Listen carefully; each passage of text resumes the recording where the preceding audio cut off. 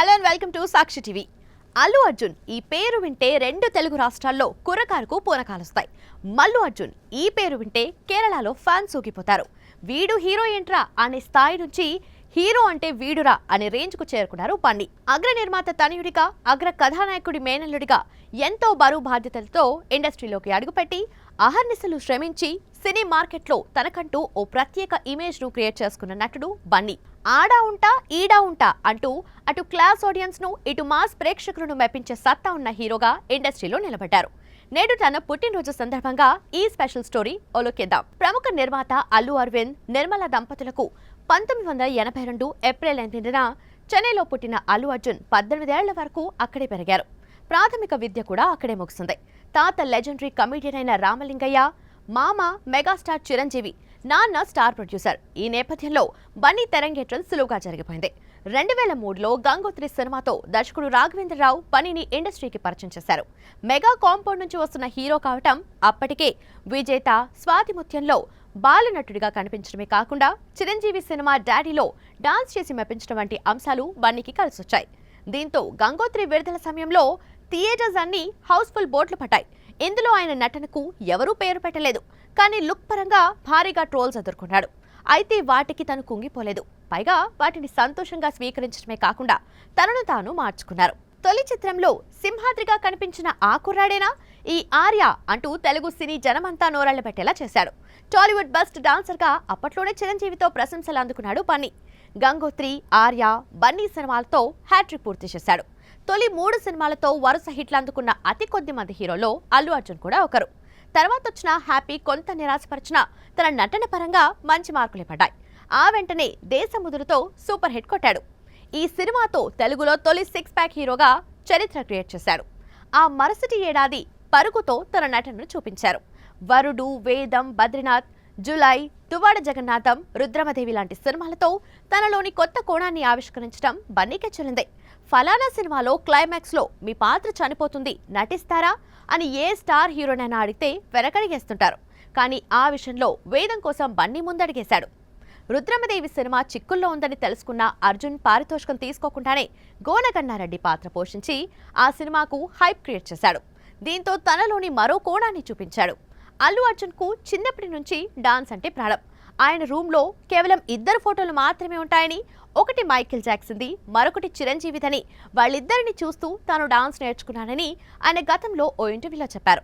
Michael Jackson అంటే ఆయనకు ప్రాణం. మైకేల్ జాక్సన్ చనిపోయిన తర్వాత ఆయనకు ఘన నివాళులు అర్పిస్తూ ఒక స్టేజ్ పర్ఫార్మెన్స్ కూడా ఇచ్చారు. పుష్ప సినిమాలో శ్రీవల్లి పాటలో చెప్పు జారిపోయే స్టెప్ చూడటానికి చాలా సింపుల్గా ఉంటుంది. కానీ అది ఎంత వైరల్ అయిందో అందరికీ తెలిసిందే. బాలీవుడ్ స్టార్స్, క్రికెటర్ల దగ్గర నుంచి చిన్నపిల్లల వరకు ఆ స్టెప్ను అనుకరిస్తూ లెక్కలేనని వీడియోలు చేశారు. అలా దాదాపు ప్రతి సినిమాలో సిగ్నేచర్ స్టెప్స్ ఉంటాయి. ప్రయోగాలకు బన్నీ ఎప్పుడూ ముందుంటారు. కథ, కథనం నచ్చితే పాత్ర పరిధి, నిడివి తక్కువైనా పట్టించుకోడు. గుణశేఖర్ డైరెక్షన్లో వచ్చిన రుద్రమదేవిలో గోనగన్నారెడ్డి పాత్ర కథకు చాలా ముఖ్యం. కానీ అది గెస్ట్ రోల్. అయినా అల్లు అర్జున్ చేశారు. క్రిష్ డైరెక్షన్లో వచ్చిన వేదంలో కేబుల్ రాజు పాత్ర పోషించి విభిన్నమైన కథ ఉంటే చేయడానికి సిద్ధమని సంకేతాలిచ్చారు. ప్రయోగం బెడిసికొట్టిన సందర్భము లేకపోలేదు. నా పేరు సూర్య సినిమానే దీనికి ఉదాహరణ. కానీ ఈ సినిమా హిందీలో యూట్యూబ్లో రిలీజ్ అయిన సంచలనం సృష్టించింది. సినిమా కోసం బన్నీలా కష్టపడేంత నటులు ఈ రోజుల్లో ఉండరు. ఇదే విషయాన్ని దర్శకులు సుకుమార్, త్రివిక్రమ్, పూరి జగన్నాథ్ చాలాసార్లు చెప్పారు. పుష్ప కోసం దాదాపు 7 ఏడాది పాటు చిత్తూరు యాసను ప్రాక్టీస్ చేశారు. బద్రీనాథ్ కోసం మలేషియా వెళ్లి కత్తి యుద్ధం నేర్చుకున్నారు. రుద్రమదేవిలో గోనగన్నారెడ్డి పాత్ర కోసం తెలంగాణ యాస ఎలా మాట్లాడాలో నేర్చుకున్నారు. మెగా కాంపౌండ్ నుంచి వచ్చిన హీరో అయినా తన సొంత కష్టంతో ప్రత్యేకమైన గుర్తింపును క్రియేట్ చేసుకున్నాడు. అలాగనే ఎన్నడూ మెగా ఫ్యాన్స్ ను తక్కువ చేయలేదు. అర్జున్ కి మలయాళం ఇండస్ట్రీలో భారీ అభిమానగణం ఉంది.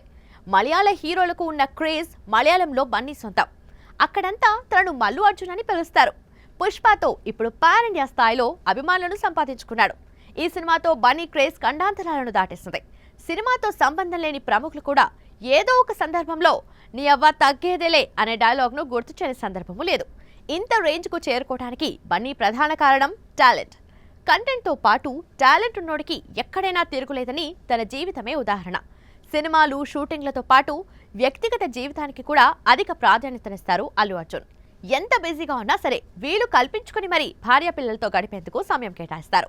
ఇలా మంచి భర్త, మంచి తండ్రి, మంచి కొడుకు అని అనిపించుకునే బన్నీ సమయం వచ్చినప్పుడు తన కుటుంబానికి ఎంతటి ప్రాముఖ్యతనిస్తాడో కూడా చూపిస్తాడు. తల్లిదండ్రుల ప్రేమ ఎలాంటిదో అభిమానుల ప్రేమ కూడా అలాంటిదే అని చెప్పిన బన్నీ, ఎవరికైనా ఫ్యాన్స్ ఉంటారు, కానీ నాకు ఆర్మీ ఉంటుంది. నా జీవితంలో నేను సాధించిన అతిపెద్ద ఆస్తి అభిమానులే అని ఓ ఇంటర్వ్యూలో చెబుతూ ఉప్పొంగిపోయారు. ఇక అల్లు అర్జున్ గురించి కొన్ని విషయాలను ఇప్పుడు చూద్దాం. దేశంలోనే అత్యంత ప్రతిష్టాత్మకంగా భావించే ఇండియన్ ఆఫ్ ద ఇయర్ 2022 పురస్కారాన్ని గెలుచుకున్నారు.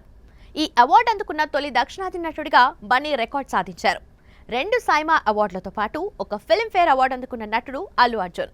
ఇన్స్టాలో అల్లు అర్జున్ ఫాలోవర్స్ ఏకంగా 25 మిలియన్లున్నారు. ఇంతమంది ఫాలోవర్స్ ను కలిగి ఉన్న తొలి దక్షిణాది నటుడిగా అల్లు అర్జునే కావడం విశేషం. పుష్ప సినిమాతో తన నటనకు గాను జాతీయ ఉత్తమ నటుడి అవార్డును గెలుచుకున్న అల్లు అర్జున్ దాదాపు 90 ఏళ్ల తెలుగు సినీ ఇండస్ట్రీలో ఈ అవార్డు పొందిన తొలి తెలుగు హీరోగా ఆయన సరికొత్త రికార్డ్ క్రియేట్ చేశారు. టాలీవుడ్ లో దేశముదురు సినిమాతో 6 ప్యాక్ పరిచయం చేసింది అల్లు అర్జునే. బన్నీకి నటి ఐశ్వర్య రాయ్ అంటే అభిమానం. ఆవిడకు పెళ్లైనప్పుడు చాలా బాధపడ్డారట. అల్లు అర్జున్ కు బాగా నచ్చే సినిమాలు టైటానిక్, ఇంద్ర.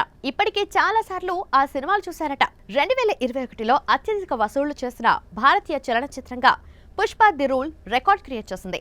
బద్రీనాథ్ సినిమా కోసం మలేషియా వెళ్లి కత్తి యుద్ధం నేర్చుకున్నారు బన్నీ. రుద్రమదేవి సినిమా సమస్యల్లో ఉందని తెలుసుకున్న అర్జున్ ఆ ప్రాజెక్ట్ కు తలలాంటి స్టార్ అవసరం అనుకున్నాడు. అందుకే పారితోషికం తీసుకోకుండా గోనగండారెడ్డి పాత్ర పోషించారు. అది మరి బన్నీ అంటే.